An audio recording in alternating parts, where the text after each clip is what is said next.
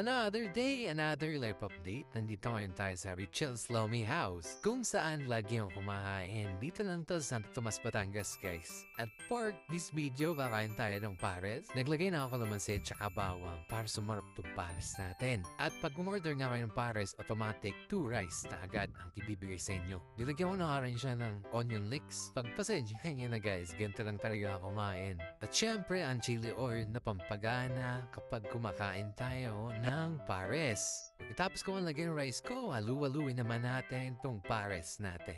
Laban na talaga yan, guys. Gutom na talaga ako niyan. So, galing pa sa work, kaya naman naisip ako magpares. Nag-crave kasi ako. Eto na yung lasa ng pinagpagura natin, guys. Kaya naman, main na ako ng napakasarap na pares. Lagi nga pala ako nandito every time na pupunta ako ng Santo Tomas, Batangas. Kasi ito ang pinaka-favorite kong spot pag kumakain ako ng pares. And, naghahanap nga pala ako ng mga kasama dito. Baka naman gusto yung malibre ko, di ba? Comment down below, basta taga Santo Tomas kayo. Let's go!